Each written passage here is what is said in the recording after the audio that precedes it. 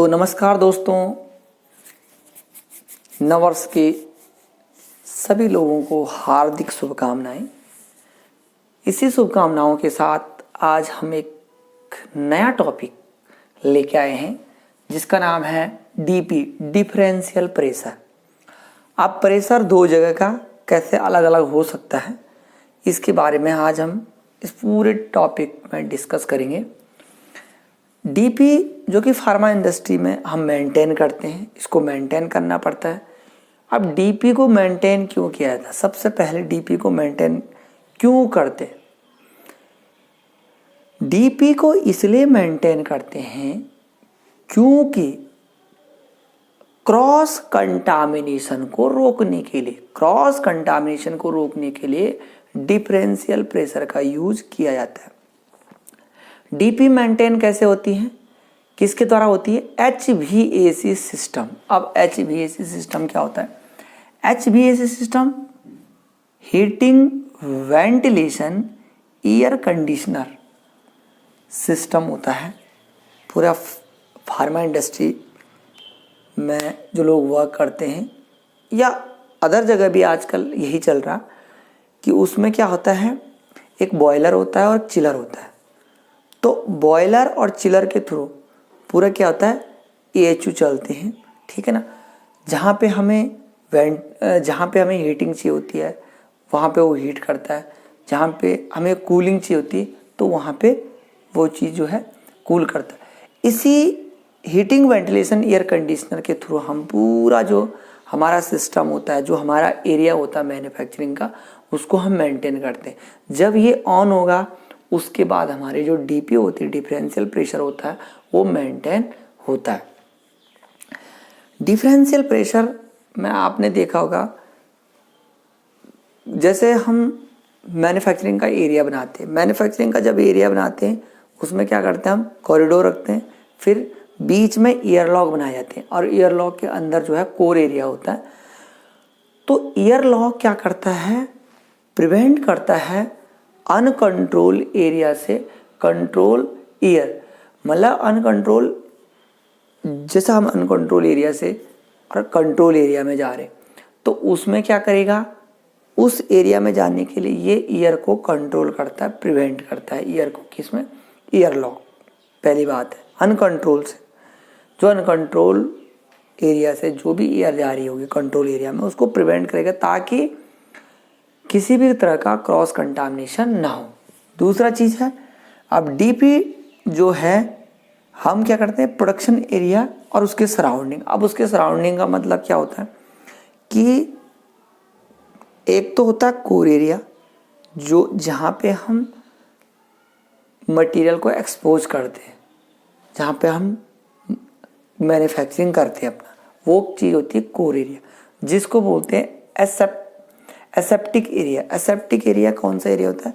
जहाँ पे माइक्रोबियल की ग्रोथ एक लिमिट होती है, माइक्रोबियल की ग्रोथ होती है, लेकिन क्या होती है, जहाँ तक एक्सेप्टेबल होता है वहाँ तक, ठीक है ना, मतलब क्लीन एरिया होता हो। और दूसरा जो होता है, एक हमारा कैसा एरिया होता है, उसके सराउंडिंग में दूसरा एरिया, मतलब जैसे हमने कॉरिडोर लिया, एक कोर एरिया, और बीच में हमने जो है ईयरलॉक लिया, ठीक है ना।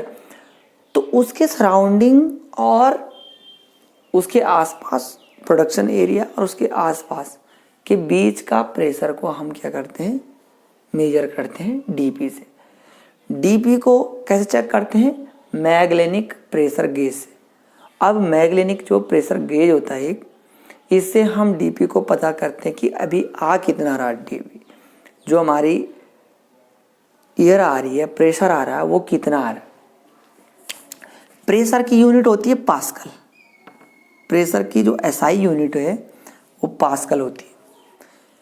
सबसे पहले पास्कल जो नामक वैज्ञानिक था, उसने जो है प्रेशर को जो है दाब को नापा और उसी के नाम पे पड़ा पास्कल। इसको दूसरी यूनिट इसकी है mmWc, मतलब जो हम डिफरेंशियल प्रेशर को नापते हैं वो mmWc, mm मिलीमीटर, स्लैश लिखा हुआ, स्लैश कर रखा, स्लैश का मतलब स्लैश वाटर कॉलम, mmWc, ठीक है ना, mmWc। तो हमने यहाँ दिखा रखा है 1 mmWc में 9.80 पास्कल होता है, ठीक है ना, 9.80 पास्कल। मतलब जैसे हम 1 mmWc है तो वो 10 पास्कल के लगभग होगा, है ना, 9.80 पास्कल। तो अलग अलग जगह, अलग अलग जो जगह हैं उसमें क्या करते हैं हम, वहाँ अलग अलग उन्होंने क्या कर रखा, प्रेशर डिफरेंशियल रखा हुआ। जैसे कहीं पे 10 से 30 रखते हैं, कहीं पे जो है 10 से 20 पास्कल रखते हैं, कहीं कहीं पे 5 से 15 पास्कल रखते हैं। जो WHO है, WHO बोलता है 5 से 15 के बीच में आपको पास्कल में रखना है। और उसमें फिर 1 mm0 से लेकर के फिर जो भी 2.5-3 mmWc के वो बराबर होगा, तो mmWc में रखोगे तो उस हिसाब से रखना। 2 तरह के प्रेशर होते हैं, एक होता है पॉजिटिव प्रेशर, एक होता है नेगेटिव प्रेशर।